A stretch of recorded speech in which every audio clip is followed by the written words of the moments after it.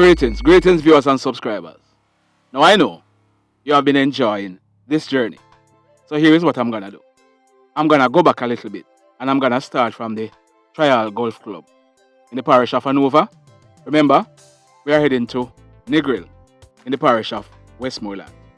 Continue to sit back, continue to relax, and continue to enjoy this journey with me.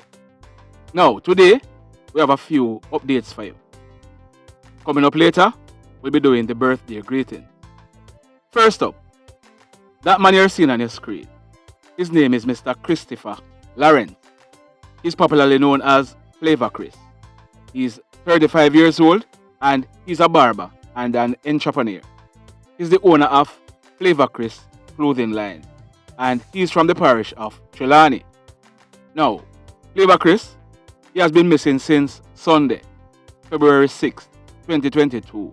Reports are that Chris, he went to sea to do some fishing. This was at the Half Moon Beach at Falmouth in the parish of Trelawney. He has not been seen or heard of.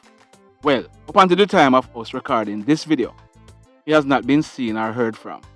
Chris is of a dark complexion, medium built, and about 5 feet 8 inches tall. The side of his hair is faded with locks on top. If you have any information where Chris is, please call 119, call 311, or call the nearest police station. His family is worried sick about him. Please, if you know where Chris is, or if you have any information at all about his whereabouts, or where he was last seen, or with who, please tell the authorities. Now, my viewers, my subscribers, I don't know how much of you know how the process works, but we normally voice the video, then we edit it. So we had finished editing the video when we got some sad news. That story that we just brought, we are getting some sad news in relation to it. We are working on the details. We are not going to say anything further, but like we said, it is news that many persons were hoping not to hear. In a subsequent video, we will be updating this story. We are trying to get some confirmation before we say anything else. But so far, the news we are getting is not good. Now, we carried a story yesterday.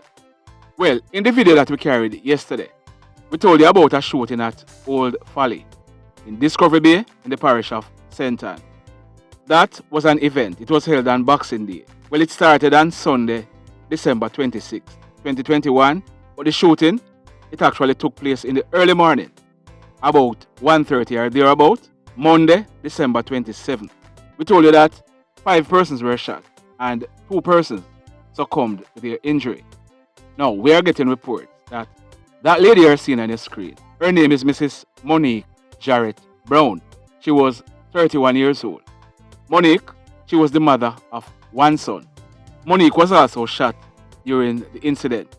We are getting reports that, and we have confirmed it, that Monique actually died. She was shot and was admitted in hospital. She died in the St. Ann's Bay Hospital on January 17th, 2022. So it's 3 persons now that died from that incident.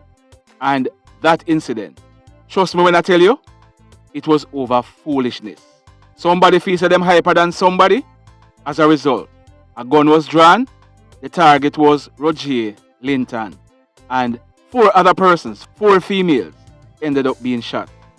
So it's now 2 females that have died, along with Roger Linton. One of the other females, you might have seen the news, she was visiting from overseas.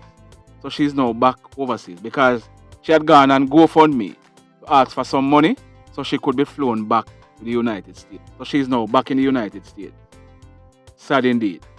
Now, we are getting reports that a man was shot and killed by the police at Piper's Corner in the parish of Westmoreland yesterday morning.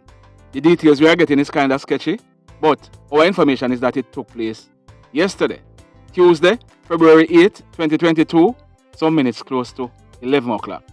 It is said that a man, well, we have gotten his first name as Dane. He was shot and killed by the police. We haven't confirmed his full name, but we are told that his first name is Dane. We are also told that Dane, he was of an unsound mind. Well, since recently, it is said that him head start take him. You know what that mean?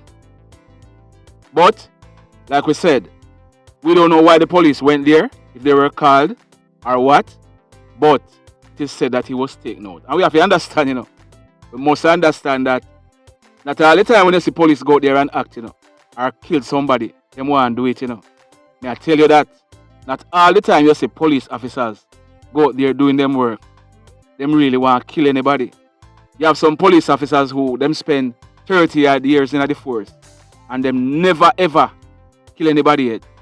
But, like we say, if and when we get further details, we'll be updating this story. We are also learning that a man, his name is Tevin Stewart. He was popularly called Pete. Now Pete, he's from Salt Spring, Montego Bay in the parish of St. James. It is said that Pete, he was shot and killed by a joint police military team early this morning at Salt Spring. We are also learning that those two weapons you are seeing on your screen, they were seized during the confrontation. This one also, we are awaiting further details. And we will certainly be going back to this one in a subsequent video. We are getting some details and we are going to be updating this story. So stand by for that. But it is confirmed, Tevin Stewart, popularly known as Pete, he was shot and killed by the police and 2 illegal weapons were seized. Also, we are getting reports that a man is popularly known as Jeremy. He's from Grangeville in the parish of Westmoreland. We are told that Jeremy, he was shot and killed this morning, Wednesday, February 9th, 2022, some minutes after 10 o'clock. It is said that Jeremy, he rode up on a motorcycle. It is said that the girlfriend, she got off the motorcycle and had gone into a basic school which is nearby. A man who was fixing his bicycle, or appears to be fixing his bicycle, he opened gunfire at Jeremy. Jeremy was hit, we are told, about 4 times. This one also, we are gathering some more information because we want to tell you who exactly Jeremy is and if he was involved in anything, because we are getting some information. But we are trying to confirm all of that, and then we are going to be bringing the story to you.